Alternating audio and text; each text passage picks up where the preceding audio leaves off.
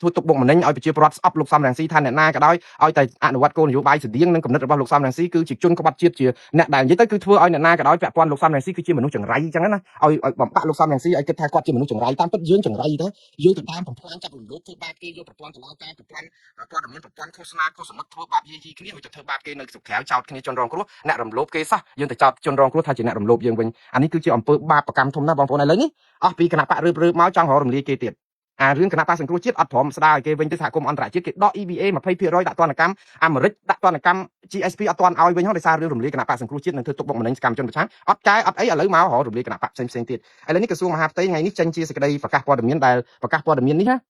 សេចក្តីជូនដំណឹងនេះណាគឺជាសារគម្រាមកំហែងមួយទៀតអាចថាជាការព្រមានដាស់តឿនគណៈបកនយោបាយតែក៏ជាការប្រាប់ថាបន្តិចទៀតគេនឹងរំលាយអ្នកទៀតហើយសេចក្តីប្រកាសព័ត៌មានស្តីពីហិរញ្ញវត្ថុរបស់គណៈបកនយោបាយរបស់ក្រសួងមហាផ្ទៃចុះថ្ងៃទី23ខែមិថុនាហ្នឹងគាត់និយាយថាក្រសួងមហាផ្ទៃសូមជម្រាបថាកាលពីថ្ងៃទី21ខែមិថុនា2026សារព័ត៌មាន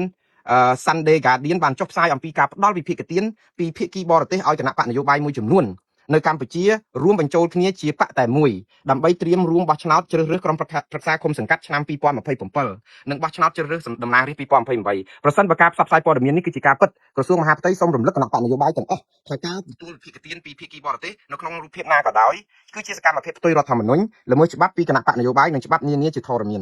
នជាក់ស្ដែងច្បាប់ស្តីពីគណៈបកនយោបាយបានចែងថាគណៈបកនយោបាយត្រូវហាមឃាត់មិនឲ្យទទួលវិភាគទានទោះតាមរូបភាពណាក៏ដោយពីស្ថាប័នបរទេសក្រុមហ៊ុនបរទេសជនបរទេសឬអង្គការដែលមានប្រភពហិរញ្ញប្បទានពីបរទេសក្នុងករណីល្មើសច្បាប់ដែលបានអនុញ្ញាតឲ្យក្រសួងមហាផ្ទៃផាកពិន័យជាប្រាក់និងអាចប្តឹងរំលាយគណៈបកនយោបាយនោះទៅតុលាការកំពូលបាទច្បាប់ក៏មានចែងទៀតថាមិនឲ្យគណៈបកនយោបាយធ្វើក្រោមចំណុះឬការបង្គាប់បញ្ជារបស់គណៈបកនយោបាយបរទេសឬរដ្ឋាភិបាលបរទេសនោះទេក្នុងករណីល្មើសតុលាការអាចសម្រេចផ្អាកសកម្មភាពគណៈបកនយោបាយឬក៏អាចរំលាយគណៈបកនយោបាយនោះតែម្ដងក្នុងករណីល្មើសធ្ងន់ធ្ងរ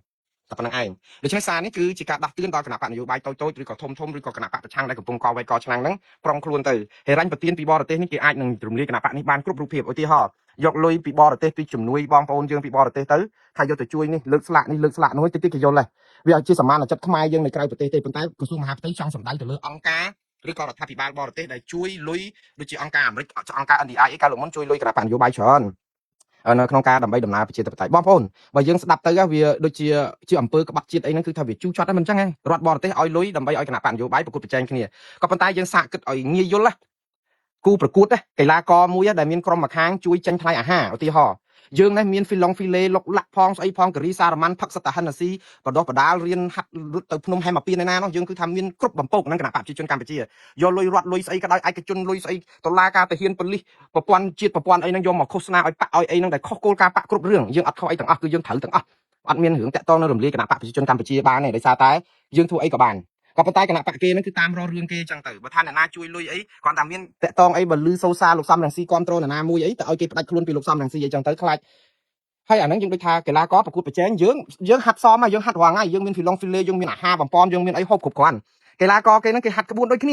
ាគេឡើងមកប្រយុទ្ធគឺក្បួនដូចគ្នាគ្រាន់តែថាមានអ្នកខ្លះគេឲ្យទឹកគេឲ្យបាយគេឲ្យជាចំណុកចំណីនំអីចឹងដើម្បីជួយឲ្យគីឡូហ្នឹងវាស្មើនឹងគីឡូគណៈបកប្រជាជនកម្ពុជាហ្នឹងដើម្បីឡើងវាយលើរិញល្បិចស្នៀតអីណែឯងមានអីមានឲ្យតែវាយតាមបច្ចេកទេសគឺគ្រូខុសគ្នាគ្រូណែឯងគឺគ្រូវៀតណាមគ្រូយួនគ្រូចិនអីគេអត់ខ្វល់ទេគ្រូគេនេះគេមានគ្រូអាមេរិកគ្រូអង់គ្លេសគ្រូអឺរ៉ុបអីហ្នឹងគេចេះឲ្យបាយមានប្រជាពលរដ្ឋខ្មែរនៅក្រៅប្រទេសនេះឲ្យបាយឲ្យទឹកឲ្យអីដើម្បីឲ្យគាត់ហ្នឹងមានសាច់ដុំមានអីឡើងវាយព្រោះមើលទៅស្គមស្វិតទៅខាងនោះបង្អត់អាហារឥឡូវមករករឿងអានេះឲ្យបាយទឹកហ្នឹងចឹងមិនមែនតាក់ទងនឹងរឿងប្រកួតទេបងប្អូនគឺតាក់ទងនឹងរឿងអត់ចង់ប្រកួតហ្មងបើចង់ប្រកួតខ្លាចអីបើខ្ញុំជាកីឡាករខ្ញុំចាត់ជាកីឡាករហូបសាឡុកឡាក់ផឹកសាស្រាហានស៊ីការ៉ាអូខេស្រីញីអូនបងអីសបាយក្អាកក្អាយចាយលុយជាតិលុយរត់អីយ៉ាងនេះគ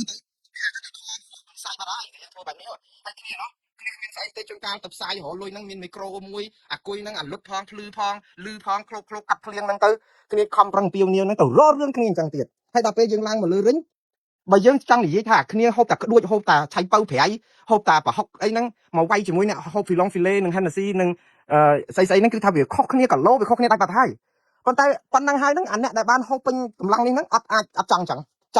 ចង់វាយរំលាយណែអត់ឲ្យឡើងរិញហ្មងគឺអ្នកណាក៏ដោយមកជួយឧបត្ថម្ភអីឲ្យឡើងគីឡូឡើងអីមកវាយគ្នាគឺអត់ព្រោះដឹងតែមកគេវាយងាប់គឺចាញ់គេដល់អញ្ចឹងទៅជាភាពកំសាកញីហ៎បងប្អូនវិធីរបស់ក្រសួងមហាផ្ទៃដែលលើកពីច្បាប់នេះអត់មានខុសទេព្រោះច្បាប់កម្ពុជាចែងមកដូចតែគ្នានឹងរដ្ឋាភិបាលនៃស្រុកអាមេរិកនេះក៏អញ្ចឹងដែរគណៈបកនយោបាយណាដែលមានដូចជាតំណែងតំណងជាមួយរុស្ស៊ីអីមកតាក់ទងនឹងការបោះឆ្នោតនៅអាមេរិកអីគេរករឿងដូចនេះតែប៉ុន្តែអត់រករឿងរំលាយគណៈបកទេ គេរករឿងមេដឹកនាំដែលជាតំណែងបេក្ខជននាយករដ្ឋមន្ត្រីប្រធានាធិបតីហ្នឹងគឺបំសំអុយគេឈ្មោះចឹងទៅធ្វើឲ្យប្រជាពលរដ្ឋថាអូគណៈបកនេះគឺជាគណៈបកគ្រប់គ្រងឬក៏បានបរទេសជួយអីចឹងដើម្បីឲ្យប្រជាពលរដ្ឋបោះឆ្នោតទម្លាក់ប៉ុន្តែលោកត្រាំនេះទៅត្រូវជាមួយពូទីនថាជួយបោះឆ្នោតអីក៏អត់មាននរណារករឿងអីគាត់ឃើញជាប់ឆ្នោតជាប់អីតែគេអត់ដែរទៅរំលាយគណៈបកនយោបាយអញ្ចឹងទេព្រោះអីការចូលរួមបោះឆ្នោតជួយលុយជួយកាក់ពីប្រជាពលរដ្ឋនៅក្រៅប្រទេសបើនិយាយពីគណៈបកប្រឆាំងនេះបើអត់អ្នកនៅក្រៅប្រទេសជួយក៏អត់ដឹងទៅរកធ្វើអីកើតទេព្រោះសុខខ្មែរទី1គេធ្វើទុកបុកម្នេញក្រុមប្រឆាំងរកស៊ីអីក៏អត់បានដែរគេធ្វើទុកបុកម្នេញគ្រូបង្រៀនកសិករអ្នករកស៊ីលបអីក៏ដោយបើកហាងបើកអីហ្នឹងឲ្យតែលឺក្រុមប្រឆាំងហ្នឹងគឺគេធ្វើទុកបុកម្នេញតារាសម្ដែងតារាអីដែលមកចង់ជួយផ្គត់ផ្គង់បកប្រឆាំងដែលនៅក្នុងស្រុកហ្នឹងដែលត្រូវច្បាប់ហ្នឹងគឺគេធ្វើបាបគ្រប់គ្នាយើងមើលទៅដឹងហើយតែបើសិនជាតារាសម្ដែងតារាអីដែលចូលលុយបាក់ជាគណៈបកកណ្ដាលអំណាចហ្នឹងគឺថាណែឯងផ្សាយអីណែឯងឲ្យលុយអីណែឯងជួយបាក់អីក៏បានដែរវាអយុត្តិធម៌ហួសហេតុពេកហើយប៉ុណ្ណឹងហេតុអីបានជាបន្តយកច្បាប់ហ្នឹងមកពង្រឹងអីក៏ខ្លាំងមកម្ល៉េះព្រោះច្បាប់ហ្នឹងបើសិនជាក្រសួងមហាផ្ទៃចេះអនុវត្តគណៈបកប្រជាជនកម្ពុជាមិនដឹងជាប់គុកប្រមាណ40ឬរំលាយប្រមាណដងទេព្រោះយកគ្រឿងរបស់រដ្ឋយកទៅប្រើលុយមិនដឹងចូលតាក់ហ្នឹងមិនដឹងជាលុយមកពីណាអ្នកណាទៅធ្វើសវនកម្មលុយជួយគណៈបកប្រជាជនប្រមាណចុះទៅភូមិចែកលុយចែកសរងចែកទឹកត្រីចែកអីទាំងអស់ហ្នឹងគឺជាការទិញស្លឹកឆ្នោតតាមច្បាប់បោះឆ្នោតគឺជាអំពើខុសច្បាប់គេមិនលាយបានទៀតប៉ុន្តែយើងអត់បានទេអ្នកណាធ្វើអីធ្វើទៅអ្នកនេះចូលទុនស័ព្ទអ្នកនេះគឺសកម្មជនចុះមូលដ្ឋានយកលុយលក់ព្រៃឈើលក់អីហ្នឹងយកមកបំពុកអីចឹងជាមួយបាក់ហ្នឹងដើម្បីទិញដើម្បីអីស្លឹកឆ្នោតអត់មានបានខុសអីតន្តិចដល់ពេលឲ្យមករករឿងគណៈបកប្រឆាំងការប្រកួតប្រជែងបែបនេះគឺយើងផ្ដល់ភាពឲ្យគ្នាឡំប៉ាទៀតដែរដល់ពេលលទ្ធផលចេញមកគណៈបកប្រឆាំងបានសម្លេងតិចគ្នាឡំប៉ាថាក្រុមនេះឡំប៉ាមកចុះតែខ្លួនឯងធ្វើឲ្យមានករណីឡំប៉ាធ្វើឲ្យអាឈ្នះក៏ឈ្នះមិនអស់ចិត្តចាញ់ក៏ចាញ់អត់ស្រឡះក្នុងខ្លួនណាយើងអត់មានឲ្យប្រកួត like គីឡូស្មើគ្នាទេគឺយើងចង់ឲ្យតែអ្នកឡើងរិញមកគឺយើងគីឡូមៀតកាអាញអីយ៉ាងណាក៏ដោយអ្នកនោះស្វិតកាជីវអីក៏ដោយគឺចងមុខហើយយើងបិទភ្លើយើងធាក់យកចឹងហ្មងចងដៃចងជើងគេគឺយើងចង់អញ្ចឹងតែយើងថ្លៃធ្នូប៉ុណ្ណាទៅខ្ញុំកំពុងតែឆ្ងល់ហេតុអីក៏ខ្លាចយ៉ាងនេះកម្ពុជាអស់អីហើយកម្ពុជាសប្តាហ៍នៅតែមួយគត់គឺការបោះឆ្នោតនិងបានសិទ្ធិនយោបាយឲ្យប្រកួតប្រជែងដោយសេរីត្រឹមត្រូវនិងយុត្តិធម៌មានតែវិធីនេះគត់ដែលអាចផ្សះផ្សាជាតិដែលអាចកសាងទំនុកចិត្តរបស់ខ្មែរលើឆាកអន្តរជាតិនោះដែលអាចឲ្យខ្មែរយើងអាចនឹងមានមុខមានមាត់ឡើងវិញហើយបើយើងនៅបន្តធ្វើបែបនេះទៀតកម្ពុជាគឺចុះទៅនរកជាងឡើងឋានសួគ៌ហើយខ្ញុំសោកស្ដាយមែនតើដែលមួយថ្ងៃគឺមានតែប៉ុណ្្នឹងឯងក្រសួងមហាផ្ទៃហ្នឹងភ័យពុំមានខ្មែរគ្នាឯងគណៈបកនយោបាយហ្នឹងមិនមែននិយាយហ្នឹងដើម្បីប្រាប់គេថាណាខ្ញុំប្រាប់ហើយប្រយ័ត្នលលាយមិនមែនអញ្ចឹងទេមិនមែននិយាយយកបុណ្យទេគឺនិយាយគម្រាមកំហែងដើម្បីឲ្យផ្ដាច់ដង្ហើមគណៈបកប្រឆាំងកុំឲ្យទទួលលុយជំនួយអីដើម្បីលើកស្លាកដើម្បីជួយសកម្មជនដើម្បីជួយអីឃោសនាអីហ្នឹងឲ្យតែលឺលុយពីក្រៅប្រទេសគឺយកលេសហ្នឹងរំលាយគ្នាទៅចឹងគ្នាបាក់ស្បាតឲ្យបានលុយមកពីណាមេក្រូមួយលឺមេក្រូលឺអត់ហ្នឹងឲ្យខ្លួនឯងប្រើវិទ្យុជាតិប្រើទូរទស្សន៍ប្រើប្រព័ន្ធផ្សព្វផ្សាយខុសសនិកបាត់ផ្សារប៉ោឡាយស្អីប្រើគម្រាមកំហែងប្រព័ន្ធតុលាការយោធាប្រព័ន្ធមន្ត្រីរាជការអីហ្នឹងវល់ដូចបាយបិណ្ឌដូចជាបាយបាត់យើងអត់ខុសអីទាំងអស់យើងមកខុសគេគ្នាអញ្ចឹងអំពើអយុត្តិធម៌នេះបង្កើតឲ្យមានការឈឺចាប់ទេបងប្អូនដល់ពេលបងប្អូនឈឺចាប់បងប្អូនយកអាការឈឺចាប់ហ្នឹងដើម្បីជាការតស៊ូ